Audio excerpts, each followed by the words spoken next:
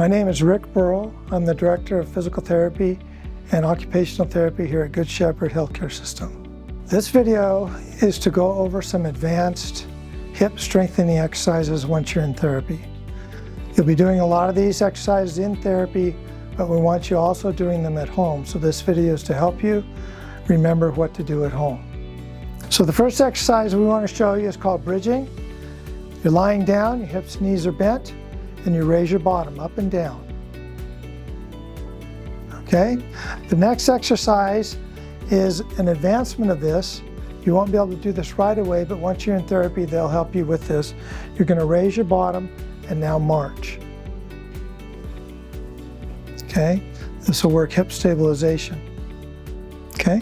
Next, we're going to lay on your side, that way. And you'll do this on both sides. We're just going to show you one side. And these are called clamshells. You're going to open up and down. Okay? Next, the advancement of that is raising your leg up and down. Okay? But when you're not strong enough to do that, you'll do it with the hip and knee bent. The same with lying on your back. Go ahead and lay on your back. We want to do what's called a straight leg raise. So you're going to put one knee bent, one leg out straight, and you're going to raise the leg up. If you're not strong enough to do that yet, you're going to do it with it bent a little bit. And then eventually get to where you can do it with the leg straight. Okay? All right, let's go ahead and sit up. The next exercise, we want you to march when you're sitting.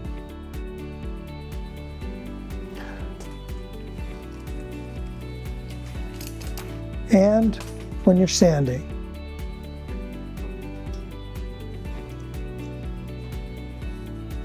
Okay? Next, we want you to hold on to a counter. Don't do this without holding on, but we want you to sidestep. Go ahead and sidestep. Back and forth along the kitchen counter, where you can hold on to something for your safety. Okay? Next, we want you to start doing some squats.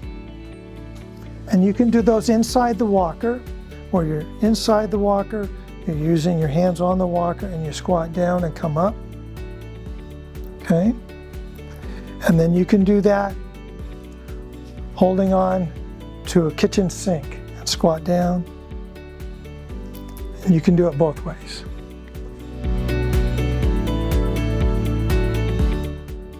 So we want to stretch your hip flexor.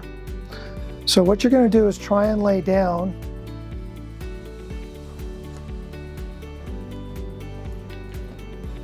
with the affected side stretching and the other knee bent. Okay? And then we also want to stretch the hamstring.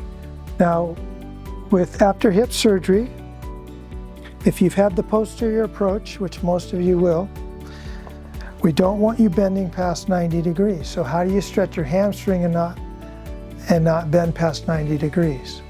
What you're going to do is you're going to sit up and arch your back, sit as tall as you can, arch your back, and then just lean your chest forward and you'll feel your hamstring stretch. Okay? That way you're not going past 90 degrees.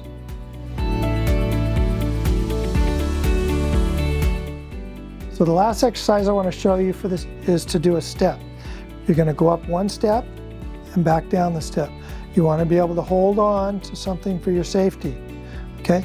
If you don't have two handrails to hold on, you're going to turn sideways. Hold on with both hands to the handrail and step down. Okay? Very good.